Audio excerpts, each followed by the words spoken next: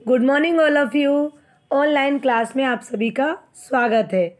आज हम देखेंगे लेसन 10 जिसका नाम है खान पान की बदलती तस्वीर।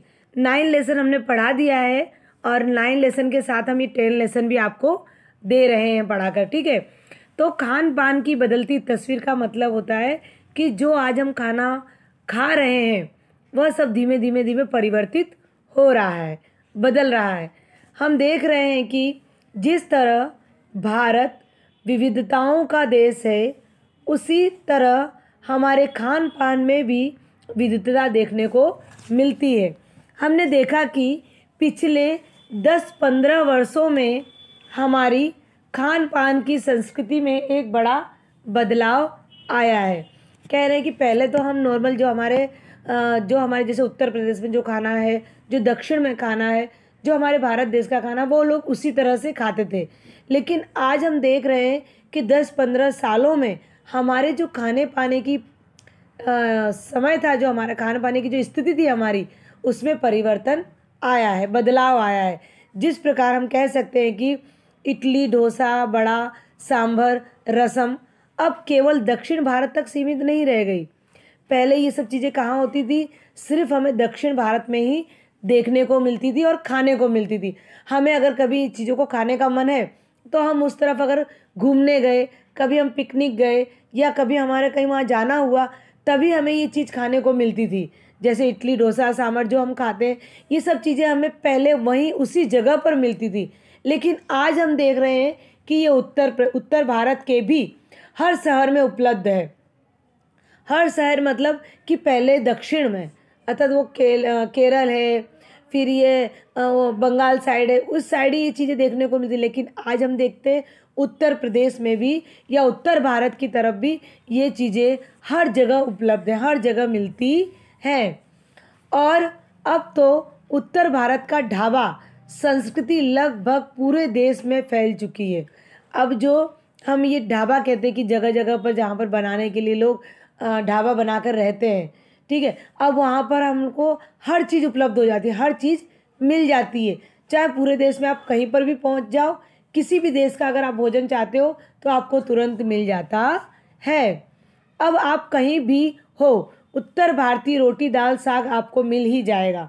आप अगर ये सोचो कि हमें रोटी वहाँ दक्षिण तरफ नहीं मिलती, लेकिन नहीं, आपको अगर हमारे दक्षिण भारत का खाना खाना है तो आपको दक्षिण में भी मिल सकता है। अगर आपको उत्तर भारत का खाना, तो भी आपको वहाँ मिल जाएगा। मतलब आपको कोई भी चीज़ ऐसी नहीं है जो आपको आपके देश में न मिले। जैसे फास्ट फूड में बर्गर, नूडल्स जैसी कई चीज़ें शामिल हैं। एक ज़माने में कुछ ही लोग तक सीमित चाइनीज़ नूडल अब संभवतः किसी के लिए अजनबी नहीं रही। पहले हम जो फास्ट फूड में नूडल्स सुनते थे, चाइनीज़ नूडल्स सुनते थे, तो हमें ये सब चाइना की आइटम थी, बराबर, चीनी साइड की आइटम थी। तो हमें ये सब चीज़ें सुनकर कुछ अजीब जैसा लगता था कि हमें कहाँ खाने को मिल सकती है। लेकिन आज ये हमारे लिए नया नहीं है। हम चाहें तो इसे आराम से, अब चाइनीज़ नूडल हमारे भारत देश के लिए कुछ नया है क्या? आप जब मर्जी होती तब आप बनाकर खाते हो और आपकी मम्मा आपको बनाकर खिलाती हैं। सही बात है ना? नूडल्स आप सभी को बहुत पसंद है और चाइनीज़ नूडल तो मैं मानती हूँ कि हर 15 दिन में 20 दिन में आपके घर बनता ही होगा। तो ये हमारे लिए कुछ भी नया नहीं है। अब हम सब कुछ आराम से बनाकर खा सकते हैं। 2 मिनट्स नूडल्स के पैकेज बंद रूप से कम बच्चे बूढ़े सभी परिचित हो चुके हैं। अभी जो नूडल्स पैकिंग में आता है उसे भी हम लाकर और तुरंत पानी में डालकर उसे बना लेते हैं।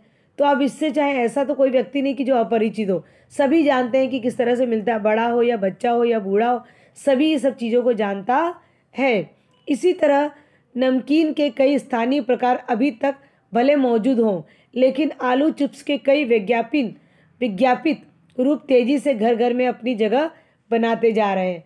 आज हम देख रहे हैं कि नमकीन के भी स्थानीय क्षेत्रों में उन्हीं के जो स्थान पर वे रहते थे, उन्हीं की जो नमकीन होती थी वो वहीं प्रख्यात होती थी। लेकिन आज पैकेट के रूप में आपको कोई भी नमकीन कहीं भी चाहिए, हर नमकीन आपको उपलब्ध होता है, मिलता है।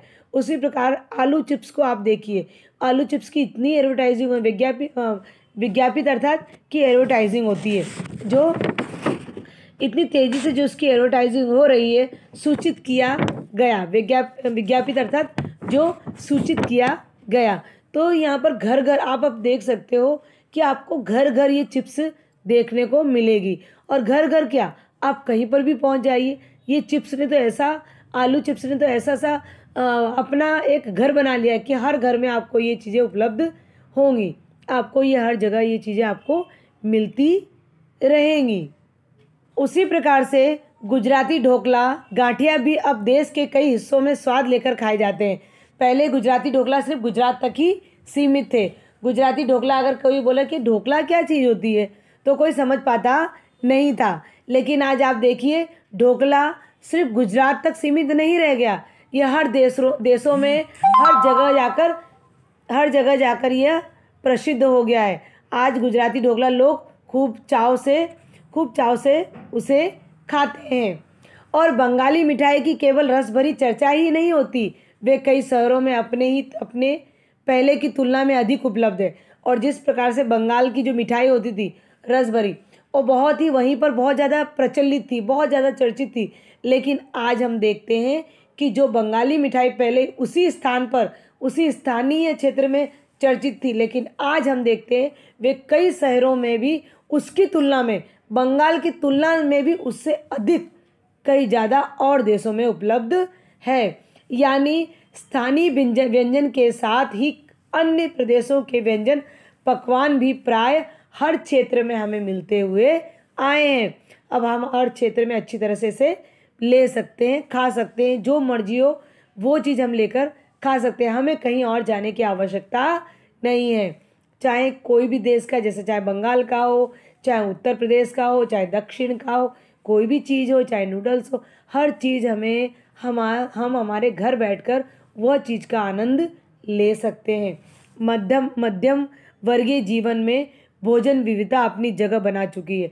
अब हम लोग चाहे मध्यम वर्ग का लोग होंगे, चाहे उच्च वर्ग के लोग हों, चाहे निम्न वर्ग के लोग हों, लेकिन सभी वर्ग के लोगों के जीवन में भोजन ने एक विविधता का मतलब क्या होता है कि अलग अलग अपनी जगह बना लिए। एक अलग अलग आइटम खाने की जगह, हम रोज़ रोटी सब्जी आप खाओ, है ना, आपको रोज़ रोटी दाल दी जाए या रोटी सब्जी दी जाए तो आप नहीं खाओगे, नहीं हमें अच्छा नहीं लग रहा।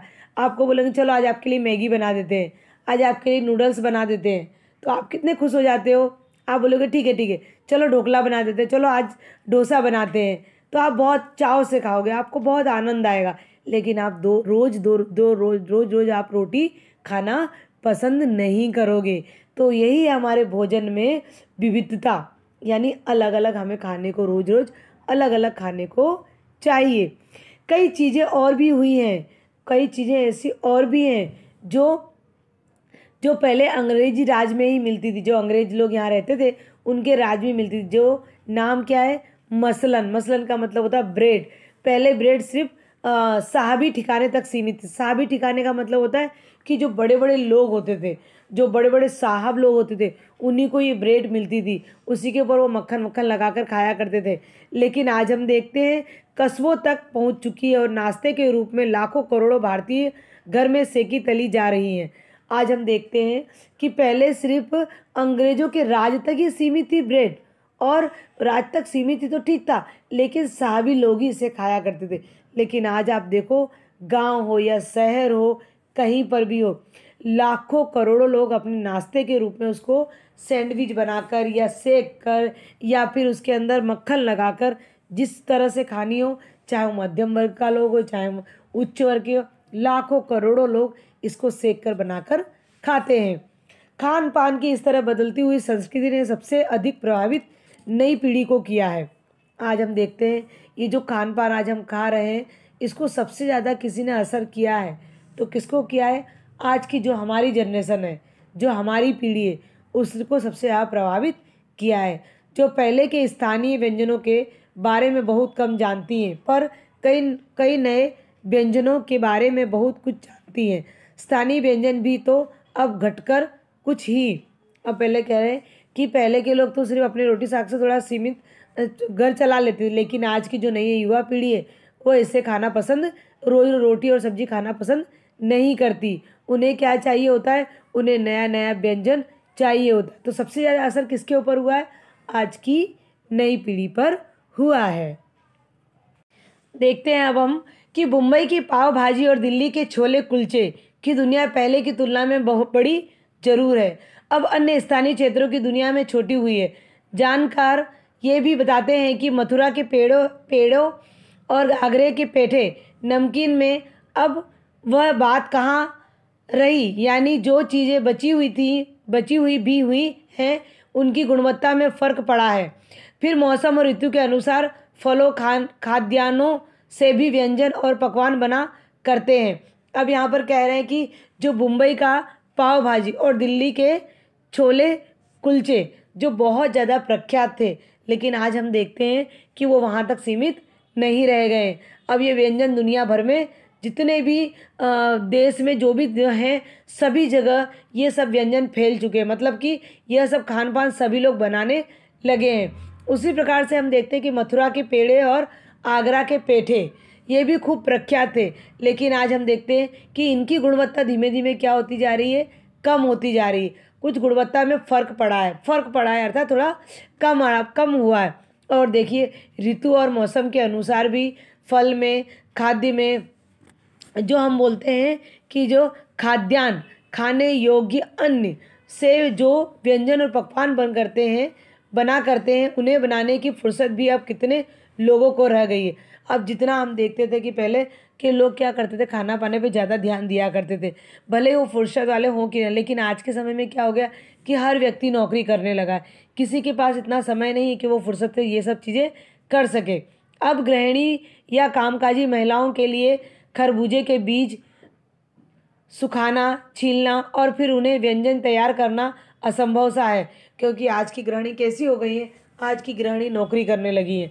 ठीक है, पहले क्या था कि घर का काम कर लिया और घर के काम करने के बाद जो दोपहर में उनके पास टाइम मिलता था, उसमें वो क्या करते थे कि खरबूजे के जो बीज होते हैं उसे निकालते थे, तरबूज के बीजों को निकालते थे, उनके छिलकों से कुछ आइटम या व्यंजन बनाया करते थे। लेकिन आज ये सब गृहिणियों के पास टाइम नहीं है कि वो ये सब करने बैठें, क्योंकि ये सब करना उनके लिए क्या है, असंभव है। यानी हम बता सकते हैं कि एक और तो स्थानीय व्यंजनों में कमी आई है, दूसरी ओर वे ही देसी विदेशी व्यंजन अपनाए जा रहे हैं। उन्हें बनाने पकाने में सुविधा हो, जटिल प्रक्रिया वाली चीज़ें तो कभी कभार होती हैं। अभी क्या कह रहे हैं कि जो आज की गृहिणी हो गई है, वो ये सब व्यंजन, जैसे किसी में से हमको कुछ बनाना हो तो हमें, जैसे अभी यहाँ पर बताया गया कि खरबूजा है, तो खरबूजा के अंदर से बहुत अलग अलग तरह की मिठाइयाँ बनती हैं उनके छिलके में से, और उनके बीज भी हम किसी मिठाई में डालकर काम में लेते। लेकिन हमारे पास इतना समय नहीं कि हम उसके बीज को निकालें, उसे छीलें, उसे धोकर सुखाएं। तो ये सब अब ये महिलाएं करने वाली नहीं है, क्योंकि ये जो स्थानीय व्यंजन थे उसमें अब धीमे धीमे कमी आ गई। आज की जो गृहिणी है वो क्या कर रही है कि देश विदेश की जो तैयार व्यंजन आते हैं और झटपट तैयार हो जाए, जल्दी से बन जाए, कुछ बनाने और पकाने में कोई असुविधा ना हो, वो काम वो करने के लिए तैयार रहती हैं। जटिल काम मतलब कि कठिन काम उन्हें करना आप पसंद नहीं है। कभी कभार कोई प्रक्रिया करनी हो, व्यंजन पुस्तिका के आधार पर तैयार की जाती है। जब उन्हें ऐसा लगता है कि कुछ अच्छा व्यंजन बनाना है और हमें नहीं आ रहा, खाने का मन है, तो वो क्या करते हैं कि व्यंजन पुस्तिका का मतलब होता है कि जो भोजन की तरीके बताए गए हों जिस पुस्तक के अंदर, कि भोजन, ये वाला भोजन कैसे बनता है, ये मिठाई कैसे बनती है। तो व्यंजन पुस्तिका अर्थात होता है कि खाना बनाने की पुस्तक। तो उसमें से देखकर वे उस भोजन को तैयार करती हैं।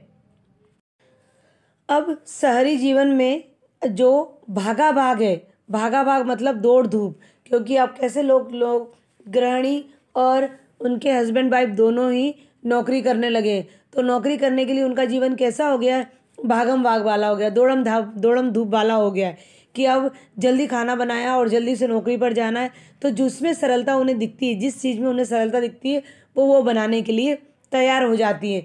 उसे देखते हुए ये स्थिति स्वाभाविक लगती है कि फिर कमर तोड़ महंगाई ने भी जो लोगों को कई चीज़ों से धीरे धीरे वंचित कर दिया, वंचित अर्थात अलग कर दिया है, कि जो आज हम महंगाई देख रहे हैं, वो महंगाई इतनी बढ़ गई है कि उसको देखने से तो ऐसा लगता है कि हमें जो खाना है, जो पीना है, उसके लिए हमें भी उसने दूर कर दिया। वंचित मतलब विमुख कर दिया, दूर कर दिया। जिन व्यंजनों में बिना मेवे के स्वाद नहीं आता और जो व्यंजन जो जो चीज़ हम खाते हैं, जो खाना खाते हैं, जो व्यंजन खाते हैं हम, उसके अंदर बिना मेवे का स्वाद नहीं आता, उन्हें बनाने पकाने के बारे में भला कौन 4 बार नहीं सोचेगा। क्योंकि जो चीज़ें हमें मावा डालकर जो चीज़ हम बनाई जाती है, जो खाते हैं हम, उसका स्वाद ही कुछ अलग होता है। और जिसके अंदर नहीं डाला जाता तो उससे कुछ बनाने के तरीके तो कुछ और ज़्यादा मेहनत, बहुत ज़्यादा मेहनत, तो उसके बारे में कौन सोचेगा।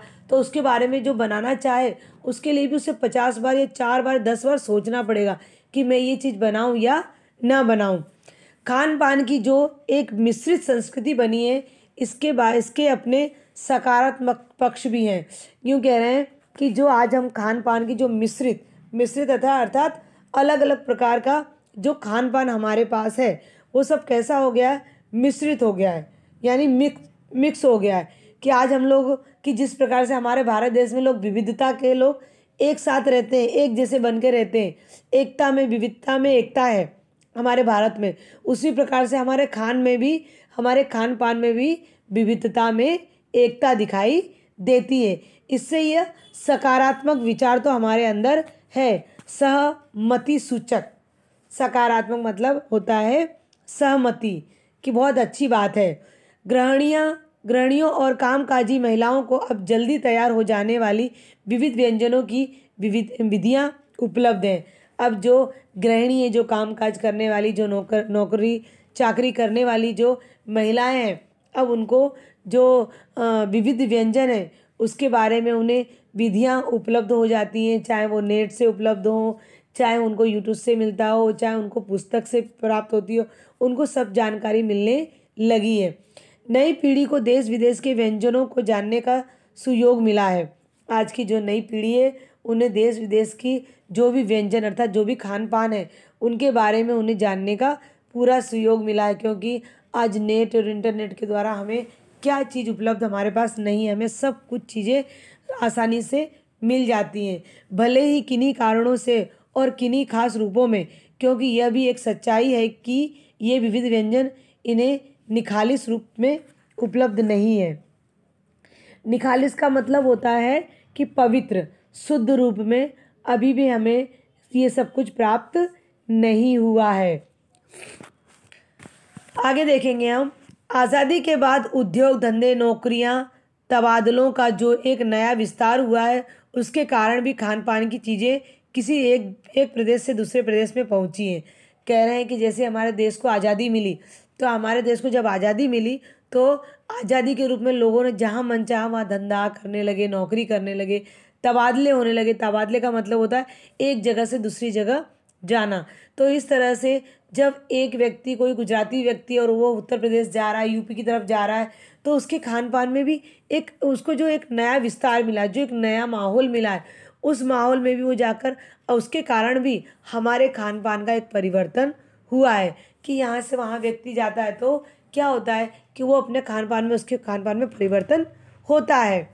तो बड़े शहरों के मध्यम वर्गीय विद्यालयों में जब दोपहर के टिफ़िन के वक्त बच्चों के टिफ़िन डिब्बे खुलते हैं तो विभिन्न प्रदेशों के व्यंजनों की एक खुशबू उठती है।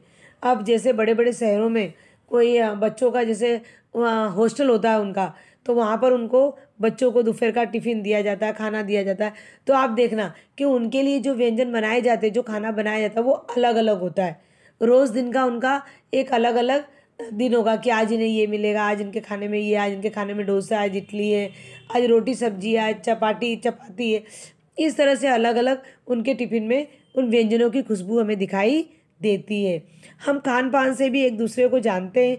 इस दृष्टि से देखें तो खान पान की नई संस्कृति में हमें राष्ट्रीय एकता के लिए नए बीज भी मिल सकते हैं। हम जानते हैं कि खान पान से एक दूसरे के हम लोग नज़दीक आए हैं, हमारी नई संस्कृति का विकास हुआ है, हमारी राष्ट्रीय एकता के एक बीज हमें इसमें मिलता है।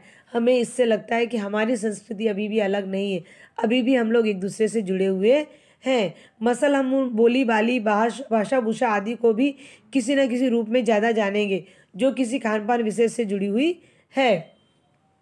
इसी के साथ ध्यान देने की बात यह भी है कि स्थानीय व्यंजनों का पुनरुत्थान भी जरूरी है। पुनरुत्थान का मतलब होता है कि जो फिर से सुधारना या दोबारा उद्धार करना या दोबारा बनाना, बराबर। तो कहते हैं कि फिर से सुधारना। तो हमारी जो स्थानीय व्यंजन जो बनते थे, पुनरुत्थान भी जरूरी है। और पुनरुत्थान के मतलब उसे और भी सुधार कर और भी उसे अच्छा बनाना भी बहुत जरूरी है, जिन्हें हम एथनिक कहकर पुकारने का चलन पड़ा है। कि जो पुनरुत्थान का मतलब होता है एथनिक, उसे अंग्रेजी में एथनिक कहते हैं, कि फिर से सुधार कर कहना। तो पुकारने का चलन बड़ा है। ऐसे स्थानीय व्यंजन केवल 5 सितारों होटलों के प्रचारार्थ नहीं छोड़ दिए जाने चाहिए। अर्थात यहाँ पर कह रहे हैं कि जो कोई ऐसे व्यंजन हो कि जो 5-7 होटलों में ही प्रचारार्थ रहता है, अर्थात होता है कि प्रचार के अर्थ में, प्रचारार्थ का अर्थ होता है प्रचार के रूप में या प्रचार के अर्थ में छोड़ दिए जाए, तो सिर्फ हमें कभी कभार ही उस 5 सितारे होटल में ही हमें देखने को मिलेगा, पर घरों बाजारों में गायब हो जाएंगे। तो ये हमारे लिए क्या होगा, एक दुर्भाग्य की बात होगी। मतलब यहाँ पर कहने का मतलब है कि हमारी बदकिस्मती होगी कि अगर हमें जैसे व्यंजन आज हम घर घर बनाने लगे, पर अगर ये व्यंजन हम घर घर ना बनाते और कहीं बड़े बड़े होटल में ही ये चीज़ हमें मिल जाती और हम हमारे घर में उस चीज़ को नहीं बना पाते, तो ये हमारे लिए बहुत बड़ा दुर्भाग्य था कि हम इस चीज़ को नहीं बना पाते। अच्छी तरह बनाई पकाई गई पूड़ियाँ, कचौड़ियाँ, जलेबियाँ भी अब बाज़ारों से गायब हो रही हैं। मौसमी सब्जियों से भरे हुए समोसे भी अब कहाँ मिलते हैं। उत्तर भारत में उपलब्ध व्यंजनों की भी दुर्गति हो रही है।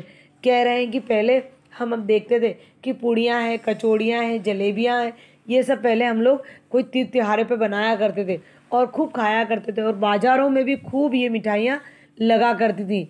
लेकिन आज हम देखते हैं कि ये भी चीज़ें धीमे धीमे गायब होती जा रही हैं।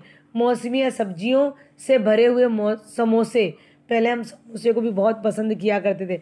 मैं तो आज भी पसंद करती हूँ, पता नहीं फिर आप लोग करते हो कि नहीं, लेकिन मुझे तो समोसे आज भी पसंद हैं।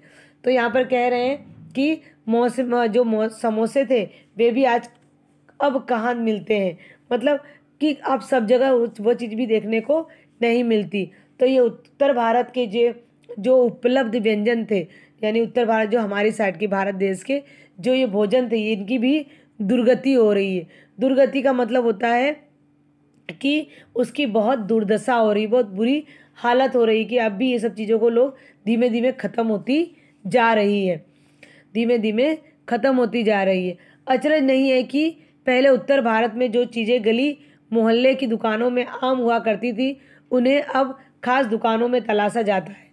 पहले अचरज मतलब आश्चर्य की बात, अचरज मतलब आश्चर्य की बात है कि पहले जो उत्तर भारत में जो गली गली में लोग बेचने के लिए निकला करते थे, आज हम उनको देखते हैं कि खास खास दुकानों पे ही मिलती है। यह भी एक कड़वा सच है हमारे भारत देश के लिए कि पहले आप देखना कहीं कोई चीज़, छोटी मोटी चीज़ें होती थी, जैसे हम बोल सकते हैं उसको, क्या बोलते हैं हम उसे, ये जो हम गुल्फ़ी खाते हैं, पहले ये गुल्फ़ी मावा की बनी हुई और उसके अंदर बहुत सारा नारियल डालकर लोग गली गली में बेचा करते थे। लेकिन आज हम देखते हैं कि गली गली में अगर कोई बेचने वाला आएगा तो उससे हम खाएंगे भी नहीं। हम कहाँ जाते हैं, बड़ी बड़ी दुकानों पर खाने के लिए जाते हैं। तो ये भी हमारे जीवन के लिए कड़वा सच है कि हम सोचते हैं कि हम अगर नीचे किसी व्यक्ति से ले लेंगे, कोई गली कुलचे में कोई व्यक्ति घूमता होगा और उससे हम ले लेंगे तो हम निम्न कहे जाएंगे। इसलिए हम लोग बड़ी बड़ी दुकानों में तलाशते हैं वो चीज़ों को। इसलिए कहते हैं कि ये भी हमारे एक उत्तर भारत के लिए बहुत ही कड़वा सच है ये, कि कई स्थानीय व्यंजनों को हमने तथाकथित आधुनिकता के चलते छोड़ दिया है और पश्चिम की नकल में बहुत सी ऐसी चीज़ें अपना ली हैं जो स्वाद, स्वास्थ्य और सरलता के मामले में हमारे बहुत अनुकूल नहीं है। यूँ कह सकते हैं कि हमारे जो उत्तर भारत की जो चीज़ें थी, हमारे उत्तर भारत की हमारी जो चीज़ें, उन्हें हमने धीमे धीमे छोड़ते चले जा रहे हैं। हम धीमे धीमे उसे छोड़ते चले जा रहे हैं। तथाकथित का मतलब होता है जो इस नाम से प्रसिद्ध हो परंतु जिसका होना संदिग्ध हो। तो बोले कि जो हमारे उत्तर भारत की चीज़ें वो धीमे धीमे हम छोड़ते जा रहे हैं और हम दूसरी चीज़ों को जो पश्चिम की नकल करके हम उस चीज़ को हम हमारे स्वास्थ्य के लिए जो नहीं भी अच्छा है, हमारे स्वास्थ्य के और सरसता मतलब मधुरता के मामले में हमारे बहुत अनुकूल नहीं है। क्योंकि हम जो नूडल्स खाते हैं, जो हम ये मैगी खाते हैं, ये सब हमारे शरीर के लिए सही नहीं है। फिर भी हम ये सब चीज़ों को अपना रहे हैं, हमारी जीभ का स्वाद ले रहे हैं और हमारे जो भारत देश की जो चीज़ें, हम उसे धीमे धीमे ख़त्म करते जा रहे हैं। यह भी हो रहा है कि खान पान की मिश्रित संस्कृति में हम कई बार चीज़ों का असली और अलग अलग स्वाद नहीं ले पाते। हम लोग जो खाना चाहते हैं, हम उसका स्वाद लेना चाहते हैं, तो हम कभी कभी उसका असली स्वाद नहीं ले पाते। क्योंकि जो मिश्रित खान पान होता है, यानी अलग अलग आइटम्स एक साथ हमें दे दी जाए, जैसे हमें डोसा दे दिया जाए, इडली दे दिया जाए, हांडवा दे दिया जाए, ढोकला दे दिया जाए और दाबेली दे दी जाए और समोसा दे दिया जाए, इतनी सारी चीज़ें, नूडल्स दे दी जाए आपको, तो इतनी सारी चीज़ें अगर आपको एक साथ दे दी जाएंगी तो आप उसका स्वाद अलग अलग तरीके से ले पाते नहीं है।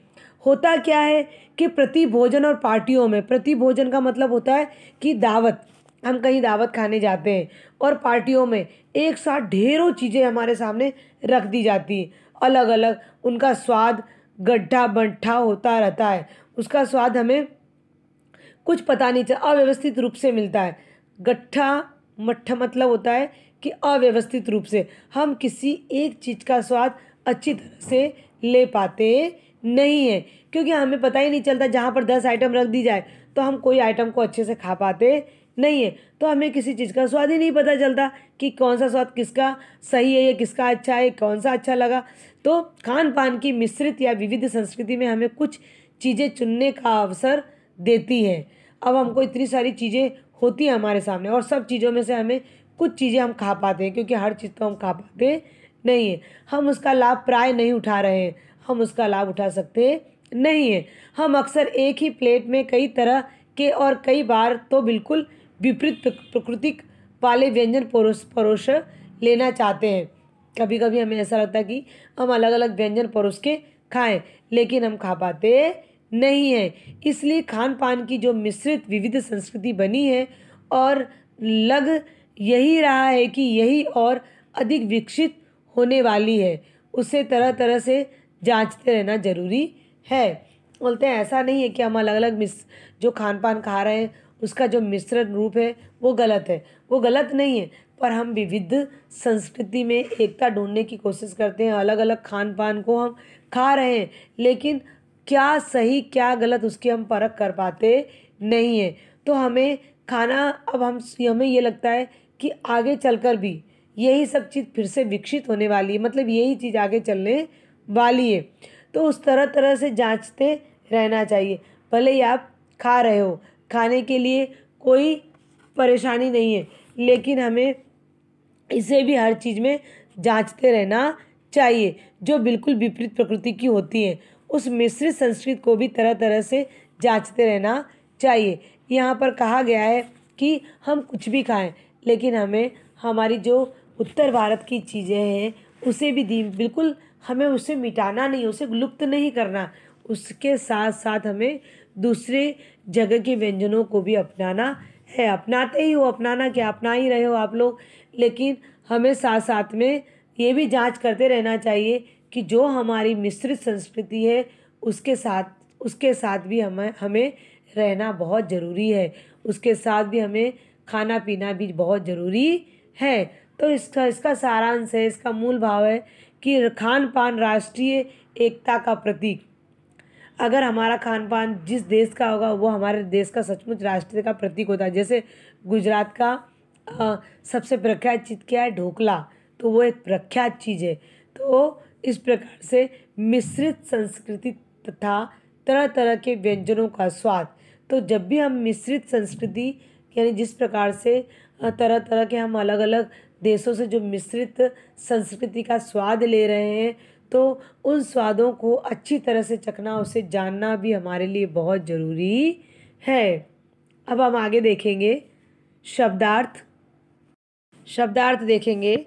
सीमित सीमा के अंदर, स्थानीय स्थान विशेष से संबंधित, खाद्यान्न खाने योग्य अन्न, वंचित रहित विमुख, निखालिस पवित्र विशुद्ध, प्रचारार्थ प्रचार के अर्थ में, पुनरुद्धार फिर से सुधारना, तथाकथित जो इस नाम से प्रसिद्ध हो परंतु जिसका होना संदिग्ध हो, विज्ञापित सूचित किया गया, विविधता, कई प्रकार के होने का भाव, जटिल, कठिन, सकारात्मक, सहमति सूचक, दुर्गति, दुर्दशा, बुरी दशा, गठमट, अव्यवस्थित रूप से मिला हुआ, भागम भागम, दौड़ धूप, भली भांति, पूर्ण रूप से, सरसता, मधुरता, प्रतिभोज, दावत, दुर्भाग्य, बदकिस्मती, अनुकूल, मेल रखने वाला।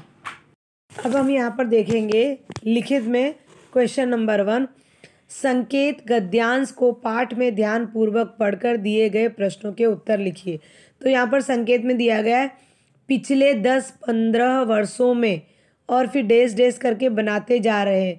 ये आपको पैराग्राफ कहाँ मिलेगा? पृष्ठ यानी कि पेज नंबर 65 पर मिलेगा। ये पेज जो फर्स्ट पैराग्राफ और सेकंड पैराग्राफ है, ठीक है, आप देख लेना। फिर इसके क्वेश्चन हम देखेंगे और इसके आंसर हमने नीचे लिखे हैं। क्वेश्चन क, कौन कौन से व्यंजन अब दक्षिण भारत तक सीमित नहीं रह गए? ख, उत्तर भारत की कौन सी संस्कृति पूरे देश में फैल चुकी है? ग, फास्ट फूड में क्या क्या चीज़ें शामिल हैं? घ, किसके विज्ञापित रूप तेजी से घर घर तक पहुंच रहे हैं? इसके आंसर नीचे देखेंगे। तो इसमें पहला क्वेश्चन क्या था कि कौन कौन से व्यंजन अब दक्षिण भारत तक सीमित नहीं रह गए हैं? तो आंसर है इडली, डोसा, सांभर, बड़ा, रसम आदि व्यंजन अब दक्षिण भारत तक सीमित नहीं रह गए। ख, उत्तर भारत की कौन सी संस्कृति पूरे देश में फैल चुकी है? तो उत्तर भारत की ढाबा संस्कृति पूरे देश में फैल चुकी है। ग, फास्ट फूड में क्या क्या चीज़ें शामिल हैं? तो आंसर है फास्ट फूड में बर्गर, नूडल्स जैसी कई चीज़ें शामिल हैं। घ, किसके विज्ञापित रूप तेजी से घर घर तक पहुंच रहे हैं? तो आलू चिप्स के कई विज्ञापित रूप तेजी से घर घर पहुंच रहे हैं। आगे क्वेश्चन नंबर 2, अति लघु उत्तर लिखिए। तो अति लघु उत्तर पहले क्वेश्चन देखेंगे अति लघु के। क, अति लघु मतलब एक एक वाक्य में उत्तर लिखिए।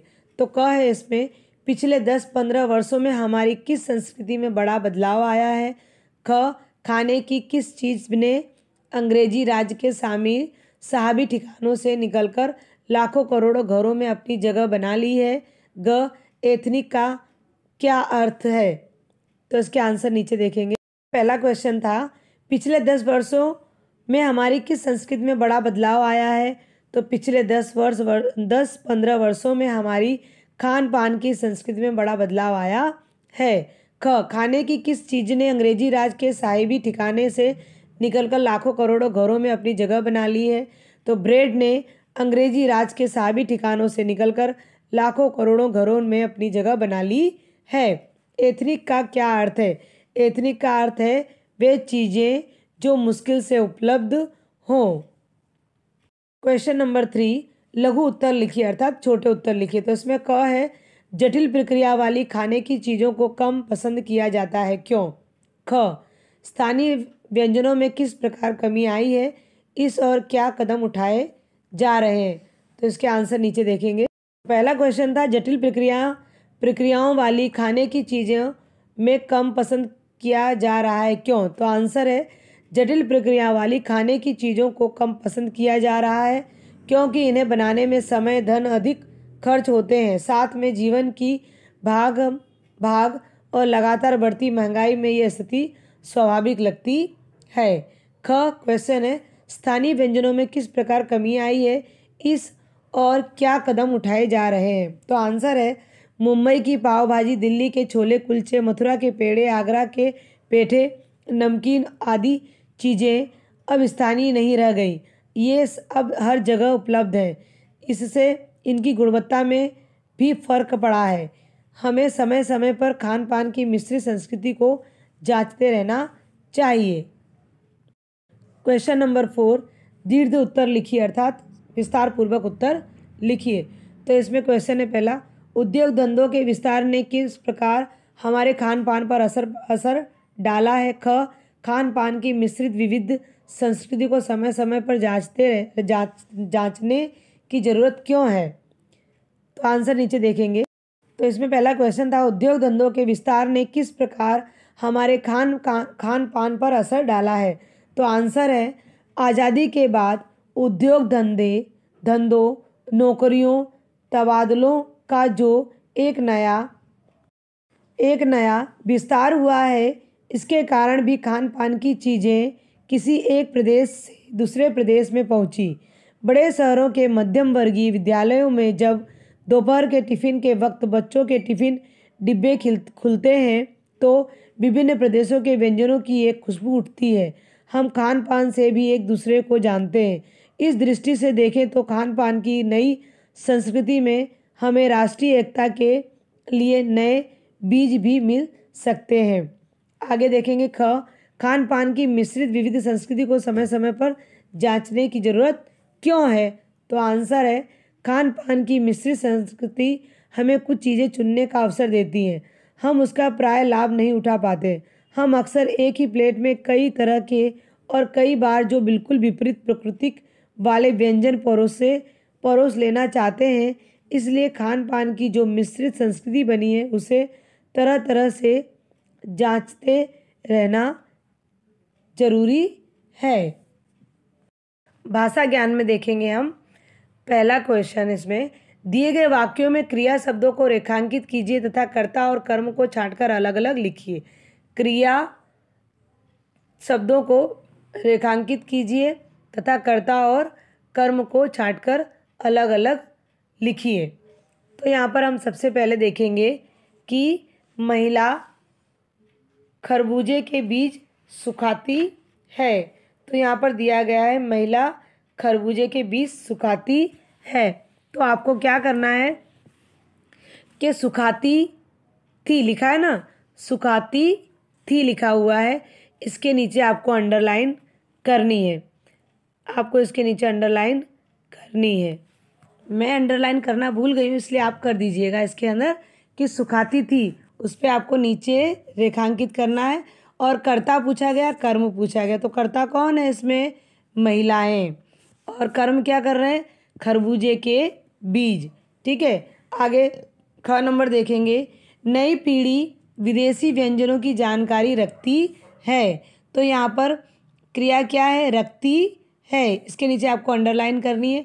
फिर करता है नई पीढ़ी और कर्म क्या है? विदेशी व्यंजनों की जानकारी। ठीक है, फिर आगे ग नंबर देखेंगे, बच्चों के मुंह का स्वाद बदल गया है। तो बदल गया है, इसके नीचे आपको अंडरलाइन करनी है। फिर करता क्या है? बच्चों के, और कर्म क्या है? मुंह का स्वाद।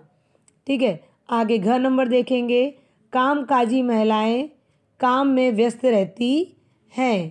तो कामकाजी महिलाएं काम में व्यस्त रहती हैं।